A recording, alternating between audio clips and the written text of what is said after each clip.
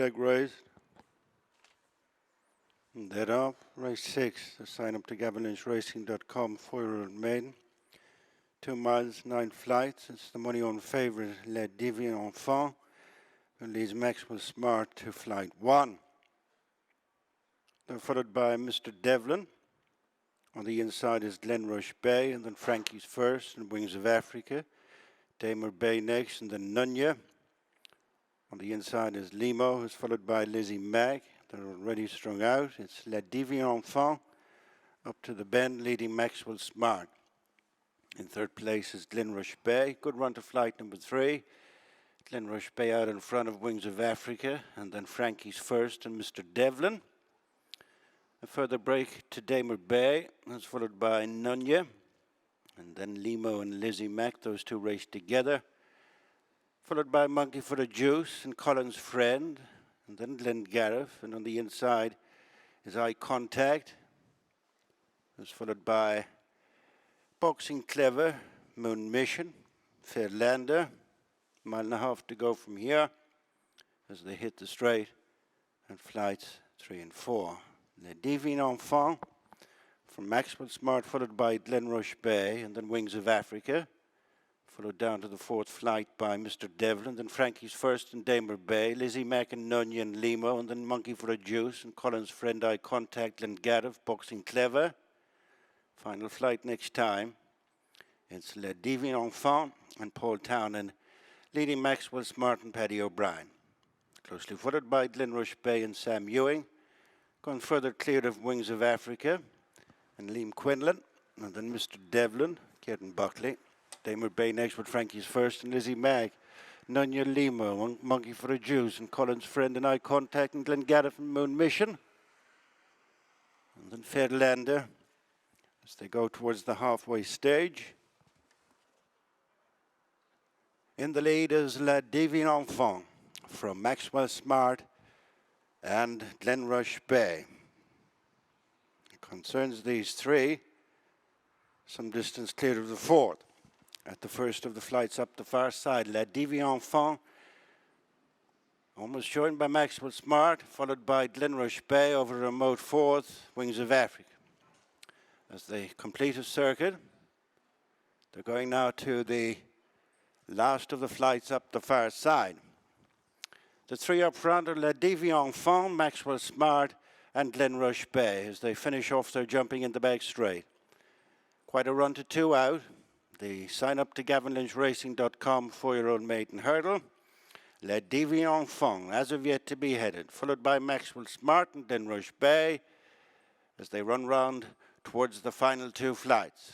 Divin Enfant gone back into an advantage of 1.5 lengths over Maxwell Smart. Still very much with them is Glenrush Bay.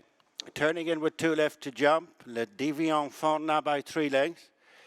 Edging into second is Glenrush Bay from Maxwell Smart as they turn in with 2 left to jump. Divin Enfant and Paul Townend round the bend with an ever-increasing advantage of 3 lengths over Glenrush Bay, and Maxwell Smart relegated to 3rd over the second last. It's Divin Enfant out in front from Glenrush Bay, who's struggling to make any impression now, and then Maxwell Smart.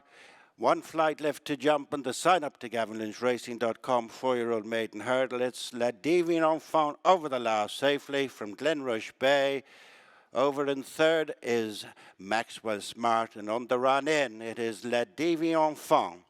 Straight off the mark in this country. A 2nd for Willie Mullins on the day.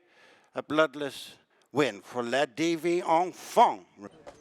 Just quickly see what Paul made of that, Divin Enfant. Paul, could you have asked for much more for the starter? I don't think so. No. No, he had the experience from French jumping, and we were able to use that. Probably wasn't the deepest race, but he's had a nice experience out there, and we didn't have to empty the tank and jump for fun, and that hopefully knocked the freshness out of him as well.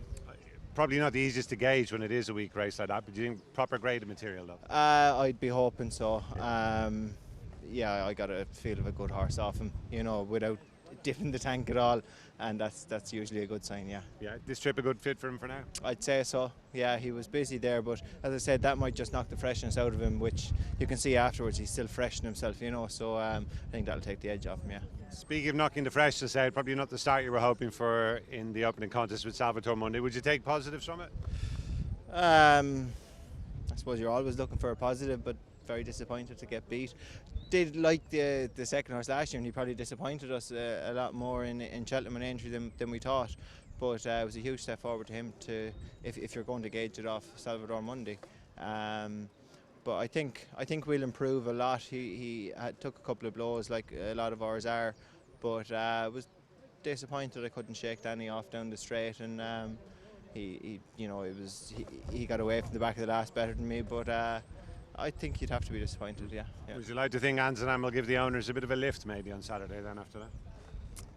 I'd have rather banking on the 1 to 6 shot now, to be honest, than taking on Constitution Hill in the new line, but he seems in great form. We'll know a lot more after a cracking race.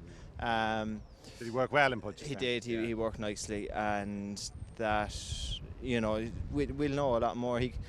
On strict form, he's an awful lot to improve to get up to Constitution Hill, but like this lad there, we can only beat what we're up against, and he's done that very well so far. So it'll be a tough assignment, but we'll be a lot wiser afterwards, yeah. That's it, look forward to it. Cheers, Paul. Good, thanks.